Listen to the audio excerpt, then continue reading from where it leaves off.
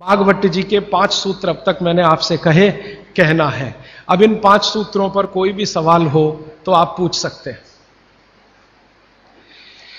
मैं आपको भागवत जी के 50 सूत्र बताऊंगा अगले 28 तक। अभी तक 5 बताए। कोई सवाल पूछना चाहें तो जी पूछिए, हाथ उठाइए। और मेरी विनती है भैया कोई उठ के ना जाए, प्लीज थोड़ी देर रुकिए। ये सवाल हो सकता है आपके भी काम के हों, जरूरी नहीं है कि जिन्होंने पूछा उन्हीं के काम के, हो सकता है आपके भी काम के हो। थोड़ी देर सब रुकिए प्लीज। हाँ, आप मेहरबानी करके इन 5 सूत्रों को क्रम से एक बार फिर से बता दें। हाँ, अगर कागज पेन है तो लिख लीजिए, कॉपी है तो लिख लीजिए, डायरी है तो लिख लीजिए। और मैंने आपसे कल भी कहा था, आज फिर कह रहा हूं कि नहीं लिख पाए तो भी चिंता मत करिए। ये सब सूत्रों की पुस्तकें भरपूर मात्रा में आ गई हैं। एक भाई कौन लेके आए, उनका मैं धन्यवाद देना चाहता हूं। ट्रांसपोर्ट में जाके अंजनी कुमार जी हैं, हाँ बहुत धन्यवाद आपका। ये अंजनी भाई, हमने कई पुस्तकें ट्रांसपोर्ट से भेजी थी, वो आ गई हैं, यहां पीछे हैं भरपूर मात्रा में। ये सब सूत्र उनमें विस्तार से है, मैं तो शॉर्ट में बता रहा हूं, आप वो भी ले जा सकते हैं। बाहर आज स्टॉल पर भरपूर पुस्तकें। हाँ, 5 सूत्र फिर से बताता हूं। सबसे पहला सूत्र जो मैंने कल कहा था कि भोजन को बनाते और पकाते समय सूर्य का प्रकाश और पवन का स्पर्श ना मिले तो वो भोजन नहीं करना। अब सूर्य के प्रकाश और पवन के स्पर्श का लंबा विश्लेषण मैंने कर दिया था कि आप प्रेशर कुकर का खाना नहीं खाना, माइक्रोवेव का खाना नहीं खाना, रेफ्रिजरेटर का खाना नहीं खाना। ये दूसरा जो सूत्र था भागवत जी का कि खाना पकने के 48 मिनट के अंदर खाना पकने के 48 मिनट के अंदर खा लेना, बचना नहीं चाहिए। दूसरा सूत्र वो मैंने विस्तार से समझा।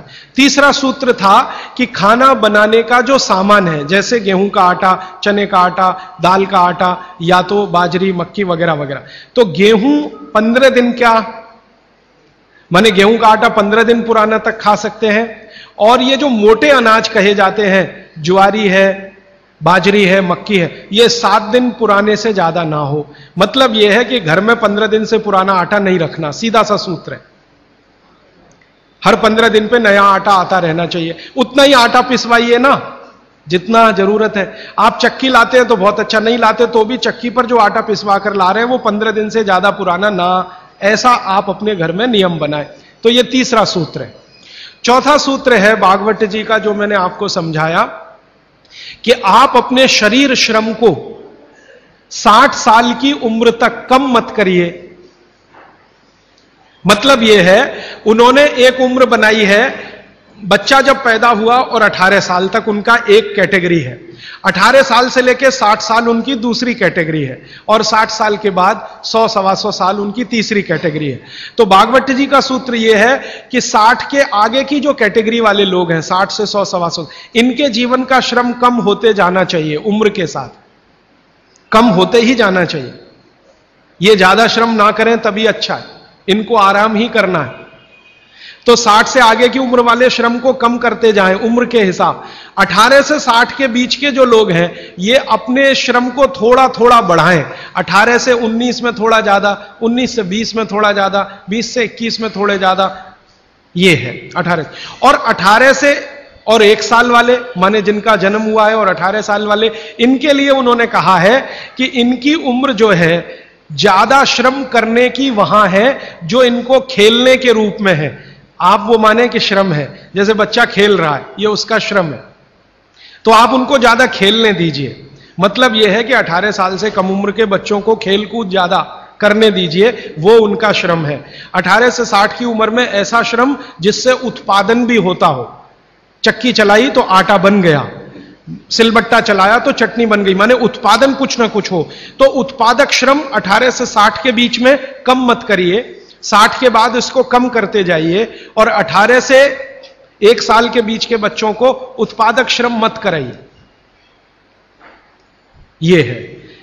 और आखिरी सूत्र, माने आज के हिसाब से आखिरी सूत्र, कि आप अपने जीवन में तासीर का ध्यान रखिए, आबो हवा का ध्यान रखिए, वातावरण का ध्यान रखिए जहां आप रह रहे हैं। माने भौगोलिक परिस्थिति, एक शब्द में मैं अगर कहूं तो ज्योग्राफिकल कंडीशंस।